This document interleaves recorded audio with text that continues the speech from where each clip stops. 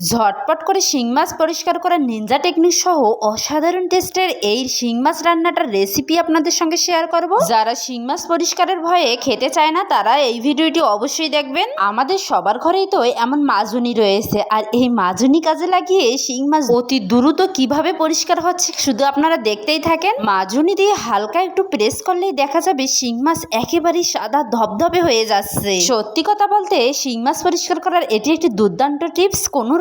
কোনো ঝামেলা ছাড়াই শিং মাছ অতি দ্রুতই পরিষ্কার করে নিতে পারবেন এই টেকনিক ফলো করে। দেখেন কেমন সাদা ধপধপে হয়ে গেছে। ব্যাস, তাহলে চলুন রান্নাতে ফিরে যাই।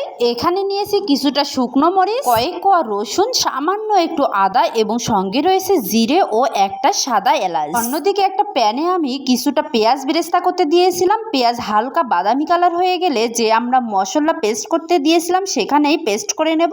আর বাকি যে পেঁয়াজটা বেরেস্তা করে এখন আমরা দিয়ে দিলাম সেই মশলাগুলো পেঁয়াজ সহ। এভাবে যদি হালকা বাদামি করে পেঁয়াজটা বেটে নেওয়া যায়, তারপর এভাবে করে মশলার সঙ্গে কষিয়ে নেওয়া যায়, এর গ্রেভিটা খেতে জাস্ট দুর্দান্ত লাগে। তাই শিং মাছের এই রেসিপিটাতে অবশ্যই এই টেকনিকটি ফলো করবেন, তাহলে দেখবেন পারফেক্ট শিং মাছ ভুনা খেতে পারবেন আপনিও। যাই হোক, তারপর সামান্য একটু পানি দিয়ে স্বাদ মতো লবণ ও হলুদ দিয়ে এখন আমি সুন্দরভাবে কষিয়ে নেব মশলাটা। কষিয়ে নিতে নিতে এক পর্যায়ে যখন দেখা যাবে মশলার উপর থেকে তেল ছেড়ে দিয়েছে, তখনই বুঝবো মশলাটা আমাদের পারফেক্টলি কষিয়ে নেওয়া হয়ে গেছে। এখন এই পর্যায়ে সবগুলো মাছ আমরা এভাবে করে দিয়ে দেব। আপনারা হয়তো বা দেখেই বুঝতে পারছেন আমি কিন্তু শিং মাছগুলো একটু করে চিড়ে চিড়ে দিয়েছিলাম, যাতে করে মশলাগুলো টইটুম্বর হয়ে ভিতরে ঢোকে এবং খেতে মাছটা দারুণ লাগে। চুলার ফ্লেম লো টু মিডিয়ামের মাঝামাঝি রেখে এটাকে আমরা ভেজে নিয়েছিলাম প্রায় 2 থেকে 3 মিনিট। তারপর মাছগুলো উল্টিয়ে দিতে হবে যেন পরের পার্ট ভালোভাবে ভেজে নেওয়া যায়। আর এভাবে করে শিং মাছ যদি রান্না করে খান তাহলে এর পারফেক্ট স্বাদ ও রেজাল্ট আপনি অবশ্যই পাবেন। এই পর্যায়ে মাছগুলো অনেক নরম থাকে, তাই কিন্তু বেশি নাড়ানাড়ি করা যাবে না, তা না হলে ভেঙে যাওয়ার সম্ভাবনা থাকে। ব্যাস, পারফেক্টলি ভাবে মশলার সঙ্গে মাছগুলো কষিয়ে নেওয়া হয়ে গেছে।